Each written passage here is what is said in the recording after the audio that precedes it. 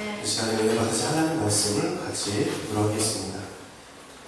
은혜 받으신 하나님 말씀은 에베소서 3장 14절부터 21절까지 말씀입니다.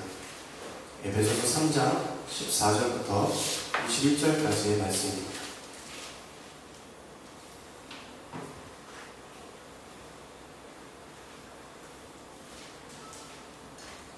은혜 받으신 하나님 말씀은 에베소서 3장 14절부터 21절까지의 말씀입니다. 다 찾으신 줄 알고 우리 다 같이 합독하시겠습니다. 이러므로 내가 하늘과 땅에 있는 각 족속에게 이름을 주신 아버지 앞에 무릎을 꿇고 비우니 그의 영광의 풍성함을 따라 그의 성령으로 말미암아 너희 속사람을 능력으로 강건하게 하시오며 믿음으로 말미암아 그리스도께서 너희 마음에 계시게 하시옵고 너희가 사람 가운데서 뿌리가 박히고 터가 굳어져서 능히 모든 성도와 함께 지식에 넘치는 그리스도의 사랑을 알고 그 너비와 길이와 높이와 깊이가 어떠함을 깨달아 하나님의 모든 충만하신 것으로 너희에게 충만하게 하시기를 구하노라. 우리 가운데서 역사하시는 능력대로 우리가 구하거나 생각하는 모든 것에 더 넘치도록 능히하시기에 교회 안에서와 그리스도 예수 안에서 영광이 대대로 영원 무궁하기를 원하노라. 아멘. 귀한 말씀 가지고 강건한 신앙인이라는 제목으로 하나님 말씀을 함께 강조하겠습니다. 오늘 보니까 우리 말씀에 교회 안에서와 그리스도 예수 안에서 영광이 무궁무궁하기를 원한다, 그렇게 얘기합니다. 주님 안에서 우리가 잘 살고 행복하게 되기를 우리 하나님께서는 원하고 계십니다. 아멘. 우리 주님께서 내가 온 것은 양으로 생명을 얻게 하고 더 풍성히 얻게 하기 위해서 내가 왔다 그랬습니다. 우리 예수님께서는 여러분의 삶을 풍성하게 채우시고 인도해 주실 주님이신 것을 우리는 믿습니다. 아멘. 하나님께서 우리의 삶에 간섭하시고 역사하시고 인도해 주시기 때문에 우리는 늘 주님 안에서 감사한 마음으로 기뻐하는 마음으로 살아가면 되는 것입니다. 예수님께서 특별히 많은 성도들을 모아놓고 그 당시에 설교를 하셨습니다. 우리가 그거를 4복음서 중에서 찾을 수가 있는데 그 말씀 산 위에 올라가 사람들에게 설교를 하시는 장면입니다. 산상보훈 많이 들어보셨죠? 그 산상보훈 말씀을 통해서 우리 주님께서 말씀하십니다. 그리고 거기에 뭐라고 말씀하시냐면 제자들에게 너희는 세상의 소금이다 그렇게 말씀하십니다. 그리고 세상의 빛이다 그렇게 말씀하십니다. 우리가 누구입니까? 하나님의 자녀이지만 우리는 세상의 빛이고 세상의 소금이다 그렇게 말씀하고 계십니다. 마태복음 5장 1절부터 19절 말씀이 있습니다. 우리 성경 가지고 오신 분들은 이 마태복음 5장 1절부터 19절을 한번 보시기 바랍니다. 주옥 같은 우리 예수님의 설교가 담겨져 있습니다. 마태복음 5장 1절부터 19절 말씀을 보면 우리 주님께서 이렇게 말씀하십니다. 5장 1절부터 19절에 이렇게 말씀하십니다. 예수께서 무리를 모시고 산에 올라가 앉으시니 제자들이 나온지라 입을 열어 가르쳐 이르시되 심령이 가난한 자는 복이 있나니 천국이 그들의 것이며 애통하는 자는 복이 있나니 그들이 위로를 받을 것이며 온유한 자는 복이 있나니 그들이 땅을 기업으로 받을 것이요 이에 줄이고 목마른 자는 복이 있나니 그들이 배부를 것이며 긍휼히 여기는 자는 복이 있나니 그들이 긍휼히 여김을 받을 것이며 말씀이 청결한 자는 복이 있나니 그들이 하나님을 볼 것이며 화평하게 하는 자는 복이 있나니 그들이 하나님의 아들이라 일컬음을 받을 것이며 의를 위하여 박해를 받는 자는 복이 있나니 천국이 그들의 것입니다. 11절부터 우리 같이 읽어보겠습니다. 나로 말미암아 너희를 욕하고 박해하고 거짓으로 너희를 거스려 모든 악한 말을 할 때에는 너희에게 복이 있나니 기뻐하고 즐거워하라. 하늘에서 너희의 상이 큼이라. 너희 전에 있던 선지자들도 이같이 받게 하였느니라. 너희는 세상의 소금이니 소금이 만일 그 맛을 잃으면 무엇으로 짜게 하리요. 후에는 아무 쓸데없어 다만 밖에 버려져 사람에게 밟힐 뿐이니라. 너희는 세상의 빛이라. 산 위에 있는 동네가 숨겨지지 못할 것이요 사람이 등불을 켜서 말 아래에 두지 아니하고 등경 위에 두나니 이러므로 집 안 모든 사람에게 빛이 있느니라. 이같이 너희 빛이 사람 앞에 비치게 하여 그들로 너희 착한 행실을 보고 하늘에 계신 너희 아버지께 영광을 돌리게 하라. 내가 율법이나 선지자를 폐하러 온 줄로 생각하지 말라. 폐하러 온 것이 아니요 완전하게 하려 함이라.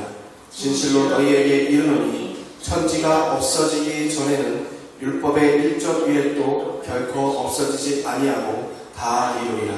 그러므로 누구든지 이 계명 중에 지극히 작은 것 하나라도 버리고 또 그같이 사람을 가르치는 자는 천국에서 지극히 작다 일컬음을 받을 것이요 누구든지 이를 행하며 가르치는 자는 천국에서 크다 일컬음을 받으리라.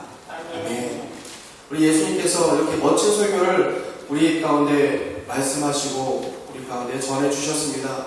세상의 빛이고 소금이다. 그리고 마음에 온유한 마음, 겸손한 마음, 의에 주르고 목마른 자가 복이 있고 긍휼히 여기는 자가 긍휼히 여김을 받을 것이다. 마음을 청결하게 해라. 늘 이렇게 말씀하셨습니다. 그것은 무엇입니까? 우리의 삶이 하나님 안에서 올바른 삶, 즉 빛과 소금의 삶이 되기를 원한다라고 말씀하고 계십니다. 복음 전도는 바로 그런 것입니다. 나의 잘남을 말하는 것이 아니라 우리가 주님 안에서 겸손하게 예수님을 믿는 모습을 이 세상 가운데 보여주면 많은 사람들이 저 사람은 예수 믿는 사람이구나 라고 그것을 부러워하여 자기도 예수를 믿게 된다는 것입니다. 아멘. 그렇기 때문에 우리는 빛과 소금의 역할을 감당하며 살아야 합니다. 은혜를 받아서 산 위에서 너희끼리 살지 말고 세상 속에서 세상 사람들 가운데 함께 살면서 그들을 변화시켜라 라고 말씀하고 계시답니다. 여러분, 한국에 문제가 생겼다 하면 예수 믿는 사람입니다. 어떤 일이 터졌다 하면 크리스천입니다. 또 목회자입니다. 너무너무 안타깝습니다. 예수님은 믿는데 왜 예수님처럼 살지 못하고 예수님이 말씀하시는 그 말씀대로 살지 못하고 자기 욕심대로 살다가 그렇게 사람들에게 악한 일을 남기는 안타까운 일들을 하면서 사는 사람이 너무나 많습니다. 우리 주님은 그렇게 말씀하십니다. 하나님의 안에서 세상에 우리가 어떻게 살아야 되는지를 말씀하고 계시기 때문에 우리는 주님의 말씀 따라 살면 되는 것입니다. 그게 축복된 삶인 것입니다. 우리는요, 하나님의 은혜를 받아서 이 세상을 변화시킬 의무가 있습니다. 세상이 변화되어야 합니다. 그게 복음을 전하는 것이고 예수님의 나라를 만들어가는 것이기 때문입니다. 이 세상이 얼마나 험합니까? 굉장히 험합니다. 자녀들을 학교에 보내면 데리고 와야 되는 그러한 상황입니다. 아이들이 그냥 혼자서 올 수 없는 그렇게 험한 세상입니다. 사회도 얼마나 병들어 있습니까? 세상의 사람들이 너무나 병들어 있습니다. 그 병든 사람들을 어떻게 하면 우리가 치료하고 이 병든 사회를 어떻게 하면 우리가 바른 사회를 만들 수 있을까? 우리 주님께서 우리 보고 하라고 말씀하고 계십니다. 너희가 해야 된다. 너희가 세상의 소금이고 세상의 빛이기 때문에 너희가 그 세상 가운데에서 함께 빛과 소금의 역할을 감당해야 된다라고 말씀하십니다. 여러분, 소금은요, 부패한 것을 부패하지 않게끔 만들어주는 역할을 합니다. 썩은 것을 썩지 않게끔 만드는 것입니다. 빛은 무엇입니까? 빛은 어두운 것을 밝혀서 환하게 드러나게 한다는 것. 어두운 것이 없게끔 사회에 구석진 그 어둠이 사라지게끔 우리가 나가서 빛을 비춰야 되는 것입니다. 첫 번째로 우리가 무엇을 해야 합니까? 건강한 사회를 만들도록 해야 합니다. 사회가 건강해야 합니다. 우리는요, 이 사회, 즉 내가 있는 그곳의 공동체 그 안에서 빛의 역할을 하고 소금의 역할을 해야 합니다. 지역에서도 마찬가지입니다. 가정에서도 마찬가지입니다. 사회에 있는 그 최소단위 내 회사, 내 직장에서도 마찬가지 빛과 소금의 역할을 감당해야 되는 것입니다. 가정에서도 마찬가지입니다. 예수 믿는데 서로 싸울 수 없습니다.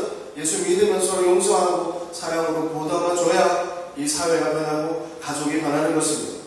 우리가 사는 이 사회를 가리켜 네 가지가 없다. 즉 사무주의 시대라고 합니다.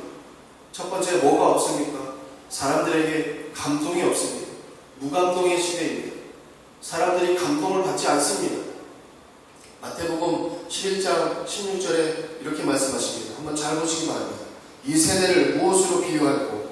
비유컨대 아이들이 장터에 앉아 제 동물을 불러 가로되 우리가 너희를 향하여 피리를 불어도 너희가 춤추지 않고 우리가 애곡하여도 너희가 가슴을 치지 아니하였다 함과 같도다. 감동이 없습니다. 감정이 병들어 있습니다. 기뻐하는 자와 같이 기뻐하고 그리고 슬퍼하는 자와 슬퍼해야 되는데 기뻐하지도 않고 슬퍼하지도 않습니다. 눈물이 메말랐습니다. 옆집 사람이 죽어도 눈 하나 깜짝하지 않습니다. 그게 오늘날 우리가 사는 이 시대의 모습입니다. 또 감정이 없을 뿐만 아니라 뭐가 없습니까? 책임감이 없습니다.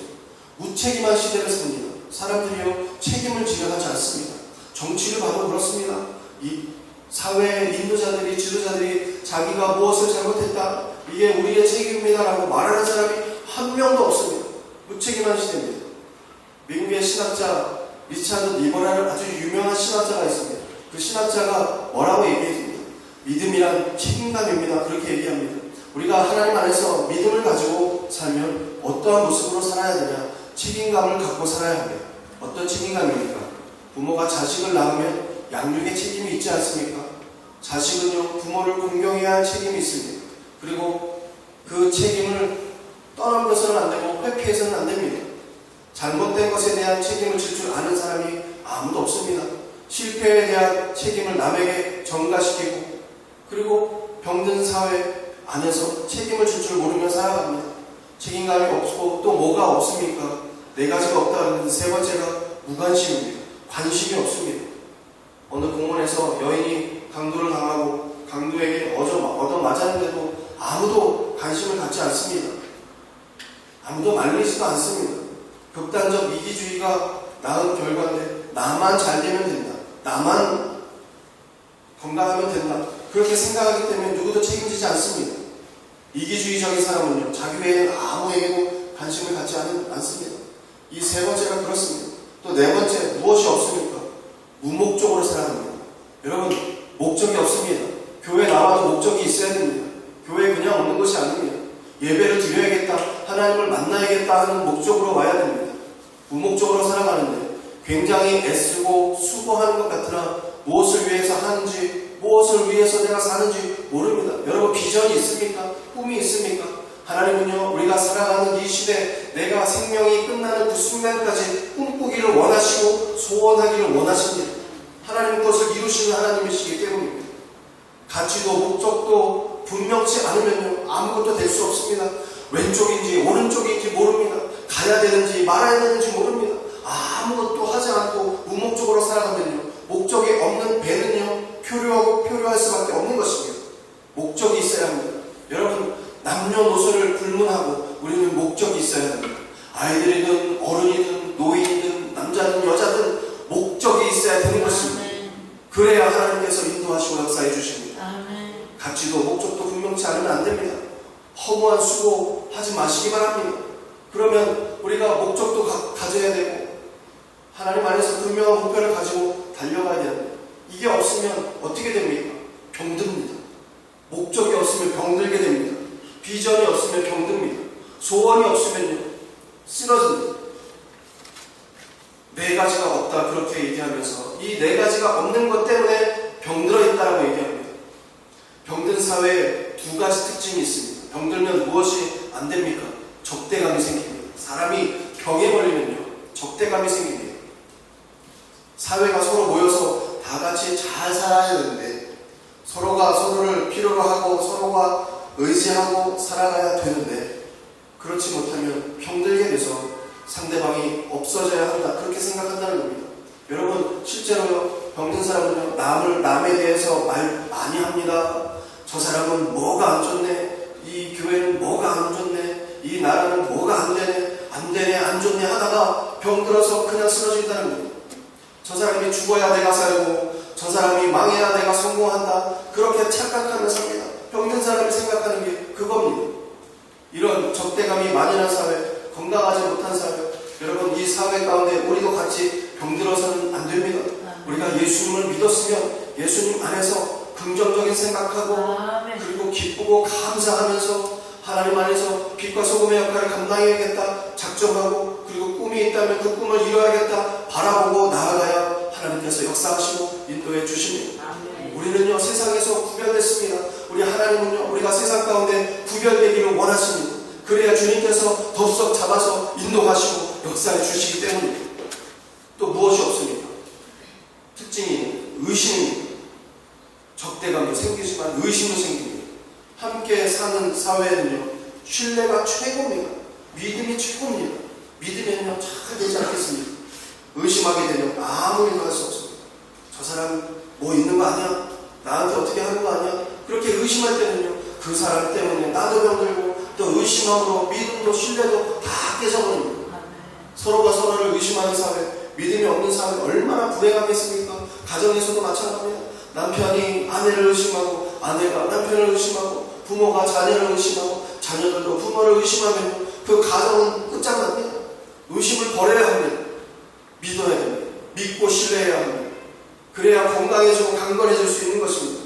우리가 주 안에서 강건하게 사는 것은 바로 이것입니다. 주님 안에서 믿음을 갖고, 그리고 신뢰하고, 하나님 안에서 소원을 바라보고 나아가면 건강하게 강건하게 되는 것입니다.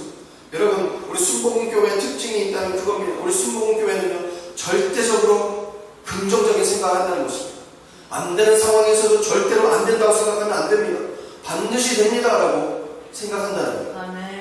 그 절대 긍정, 절대 희망을 가지고 사는 사람만이 성공하고 강건하고 축복을 얻게 되는 것입니다. 많은 교회들이 얘기합니다. 한국에는 이제 성령이 물러갔다고 얘기합니다. 교회에 성령께서 역사하지 않는다. 많은 교회들이 그렇게 얘기합니다. 성령 주여 세 번 부르지 않으려고 합니다. 소리 높여서 기도하지 않으려고 합니다. 그냥 얌전하게 경건하게 예배드리면 그것이 다 경건하게 보이니까 좋다고 생각합니다. 여러분 그렇지 않습니다. 우리는 주님 안에서 비전 가지고 강하게 담대하게 앞으로 한 걸음 한 걸음 전진하면서 나가야 되는 것입니다. 예배에도 그런 특징이 있습니다. 성도들의 모습 안에도, 성도들의 삶에도 하나님 안에서 진취적이고 할 수 있다는 믿음이 있어야 하나님께서 도우시고 역사해 주실 것이기 때문입니다. 여러분 오늘부터라도 믿음 안에서 반드시 된다, 나는 좋아진다, 나는 행복하다, 기쁨이 넘친다 고백하면서 선포하면서 나가시기 바랍니다. 두 번째로 건강한 인격을 만드시기 바랍니다. 건강한 인격 무엇입니까? 내면의 건강입니다. 내가 얼마나 강건한 사람인지, 건강한 사람인지를 바라보면서 성경을 통하여서 강건한 사람이 되도록 노력하시기 바랍니다. 디모데후서 3장 1절부터 5절에 이렇게 말씀하십니다. 내가 이것을 알라. 말세에 고통하는 때가 이르리니 사람들은 자기를 사랑하며 돈을 사랑하며 자긍하며 교만하며 회방하며 부모를 거역하며 감사치 아니하며 거룩하지 아니하며 무정하며 원통함을 풀지 아니하며 참소하며 절제하지 못하며 사나우며 선한 것을 좋아 아니하며 배반하며 팔며 조급하며 자고하며 쾌락을 사랑하기를 하나님 사랑하는 것보다 더하며 경건의 모양은 있으나 경건의 능력을 부인하는 자니 이 같은 자들에게서 너는 돌아서라. 아멘. 얼마나 강한 말씀입니다. 말세에는 사람들이 그렇다는 게 없습니다. 돈을 사랑합니다. 교만합니다. 부모님 말씀 듣지 않으려고 합니다. 감사 같은 거 없습니다. 기뻐하지 않습니다. 원통하고 무정하고 참소하고 욕하고 헐뜯고 이기적인 생각으로 살아간다는 것입니다. 이러한 생각 가운데, 이러한 사람 가운데서 너는 돌아서라라고 말씀하십니다. 우리는요 절대로 주님 안에서 부정적인 생각, 또 감사치 못한 생각, 그런 행동 해서는 절대 안 됩니다. 우리 주님은요 감사로 제사 드리는 자가 나를 영화롭게 하나니 그 행위를 옳게 하는 자에게 내가 하나님의 구원을 보이리라, 그렇게 말씀하고 계십니다. 우리는요 하나님 안에서 기뻐하고 감사하면서 하나님 안에서 경건하게 강건하게 살아가도록 노력하며 주님께서 붙잡아 주시고 인도해 주신다는 것입니다. 말세에는 우리의 인격이 거칠어집니다. 실제로 그렇습니다. 얼마나 많은 사람들이 싸웁니까? 뉴스를 보면 늘 사건 사고로 가득 찹니다. 최근에 강남의 이 묻지마 살인 사건 아십니까? 얼마나 지금 사회적으로 파장이 큽니까? 한 여학생이 화장실로 들어가는데 그 화장실 문 앞에 있다가 그 여학생을 무참히 살해하고 죄책감 없이 그냥 내려갑니다. 나중에 그 범인을 잡고 나서 물어보니 어떤 인연, 어떤 관계냐? 아무 관계도 없습니다. 알지도 못하는 사람입니다. 근데 그러한 사람에게 그렇게 해코지를 합니다. 얼마나 안타까운 일입니까? 거친 행동을 하고 말도 거칠게 합니다. 여러분, 고부간의 갈등도 얼마나 심한지 모릅니다. 우리 교회는, 우리 성도들 안에서는 그러한 것이 없지만 그렇기 때문에 갈등하는 사람이 많습니다. 아파트에 추석 때가 되어서 며느리가 추석 음식 하느라고 아주 바쁜데 시어머니가 어린아이라도 봐주면 좋은데 안 봐줍니다. 속에서 부글부글 끓어오릅니다. 조기를 프라이팬에 넣고 굽는데 며느리가 깜빡했습니다. 그래서 조기가 타니까 시어머니가 어머마 조기 탄다 그렇게 큰 소리로 얘기하니까 화가 난 며느리가 그냥 뜨거우면 알아서 돌아 눕겠지요. 그렇게 얘기했다는 거예요. 성격이 얼마나 조급합니까? 기다릴 줄 모릅니다. 얼마나 격하게 하는지 모릅니다.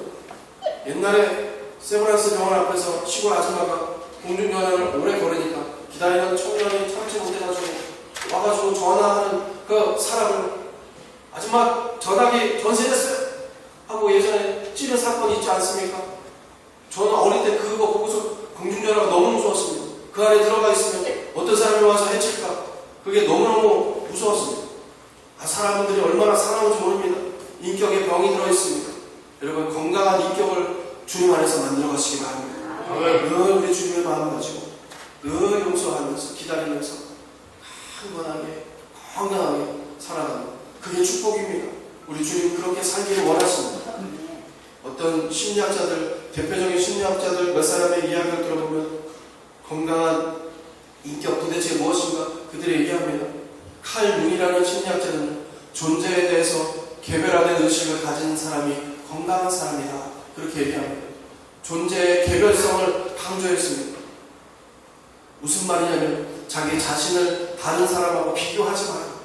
나의 환경을 다른 환경과 비교하지 마라. 그렇게 얘기합니다. 부부싸움할 때 되게 남과 비교하면서 싸움 나지 않습니까? 저 남편은 저런데 왜 우리 집은 이러냐? 당신은 뭐하냐? 내가 얼마나 힘든지 모르냐? 그것 때문에 비교하면서 싸움 터집니다. 여보 옆집 아줌마 음식 얼마나 잘하는데 당신은 왜 이러냐?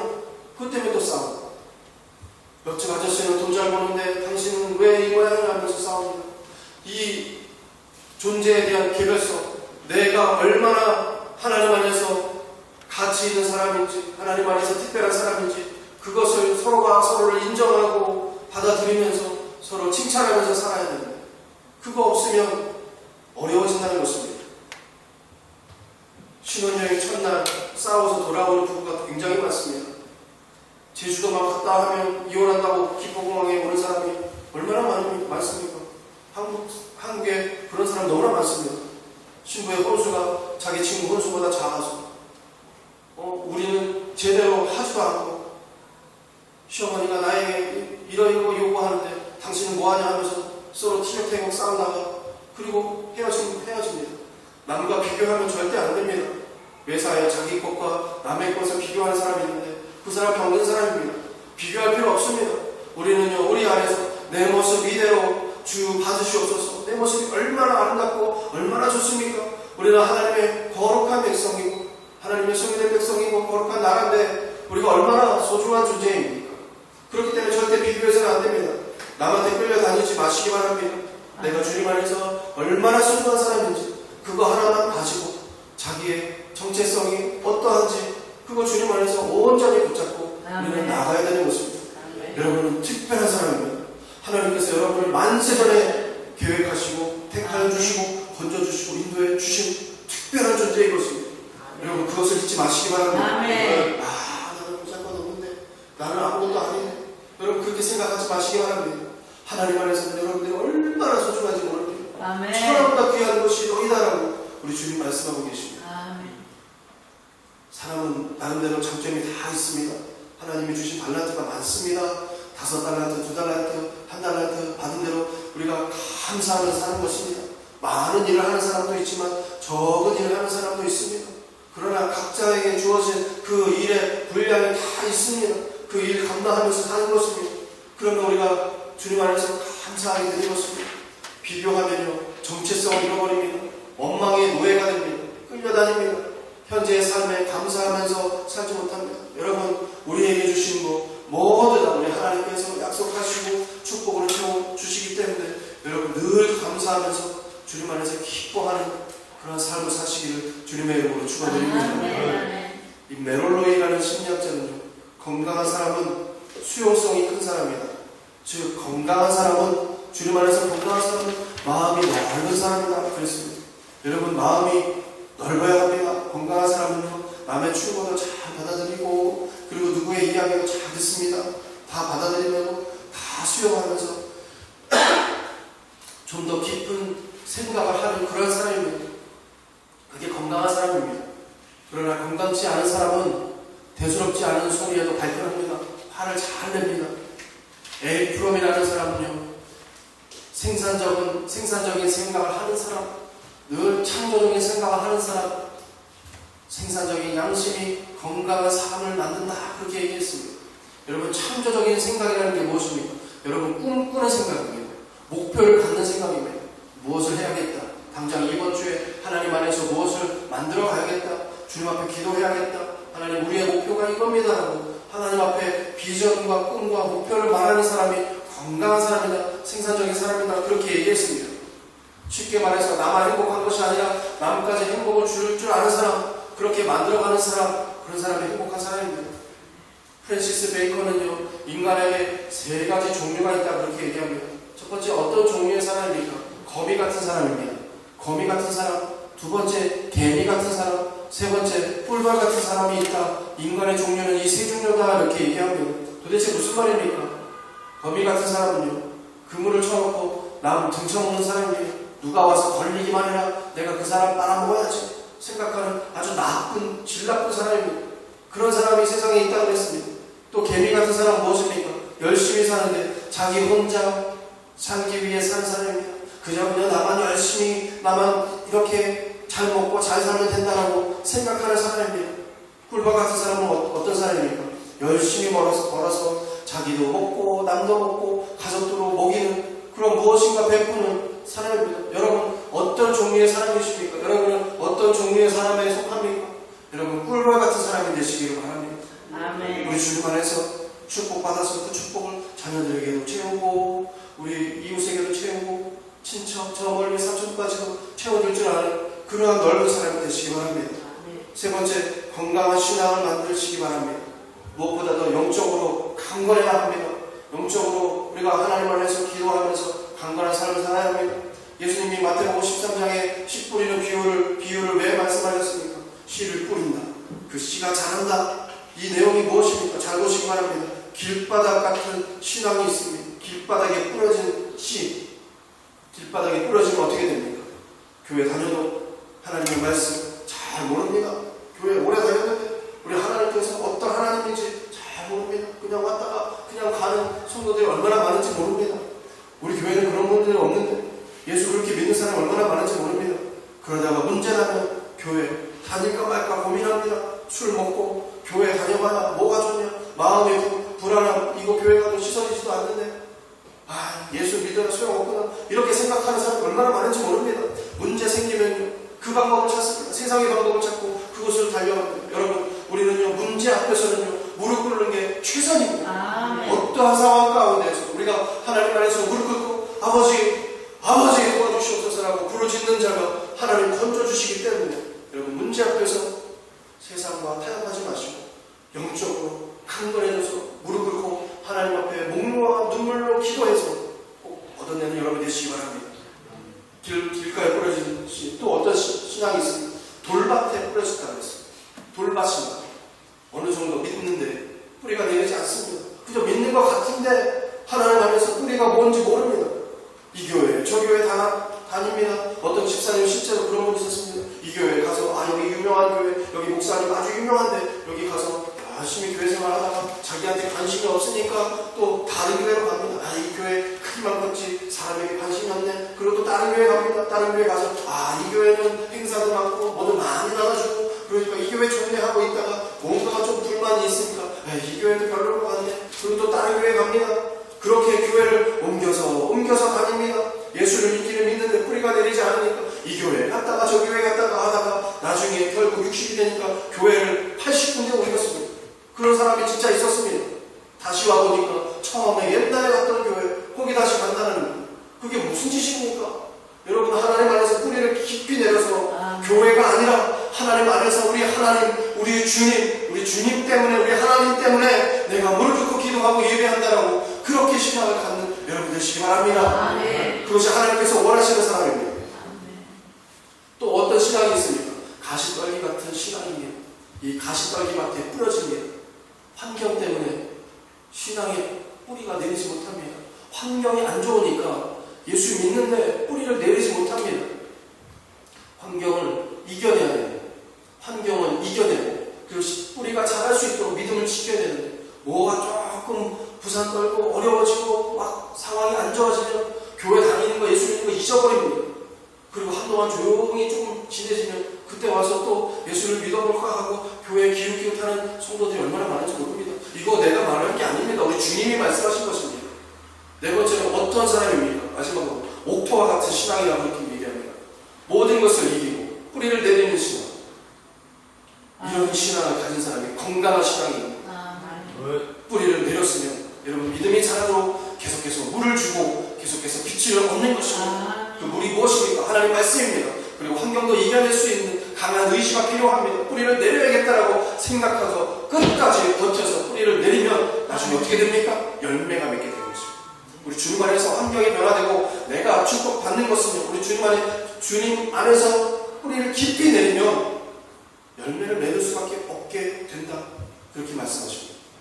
오늘 본문에 보니까 에베소서 3장 16절에서 19절에 그 영광의 풍성을 따라 그의 성령으로 말미암아 너희 속사람의 능력으로 강건하게 하옵시며 믿음으로 말미암아 그리스도께서 너희 마음에 계시게 하옵시고 너희가 사랑 가운데서 뿌리가 박히고 푸가 굳어져서 능히 모든 성도와 함께 지식에 넘치는 그리스도의 사랑을 알아 넓이와 길이와 높이가 그리고 깊이가 어떠함을 깨달아 하나님의 모든 충만하신 것으로 너희에게 충만하게 하기를 구하노라.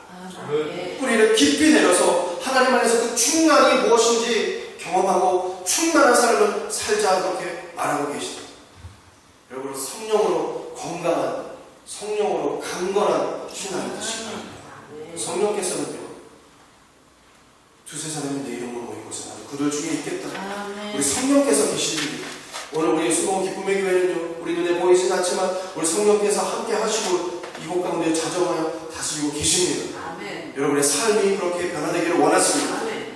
베드로의 경험을 통해서 우리가 알 수 있습니다. 베드로가 성령 받기 전에 예수님 3번 부인했던 그런 사람이었습니다. 예수 잘 안 믿었습니다. 실제적으로 마음에 뿌리를 내리지 못한 사람이었습니다. 50년간 성령 받고 그의 신앙이 아주 강건해졌습니다. 성령께서 역사하니까 뿌리를 내리게 되고 성령께서 함께 하시니까 내가 그때 진정 신앙인이 된다는 것입니다. 그래서 강해졌습니다. 담대한 말씀을 증거할 수 있었습니다. 사람들 앞에서 예수 믿는 것이 무엇인지 선포할 수 있었습니다. 예수님의 부활을 증거한 사람이 되었습니다. 바리새인과 사두개인, 율법자들 앞에서 강력하게 회개하라, 천국이 가까웠다라고 선포할 수 있었습니다. 여러분, 그 담대함이 어디서 나옵니까? 우리 성령께서 부어주시는 담대함인 것입니다. 여러분, 기도하면 힘이 납니다. 처음에 저도 그렇습니다. 기도할 때 하나님, 주님 어떻게 합니까? 아시죠? 보시죠? 어찌 합니까? 여기 와가지고 늘 하루하루 기도할 때마다 그런 생각이 듭니다. 잠시라도 기도할 때 하나님, 내 사정은 주님 누구보다도 아시지 않습니까?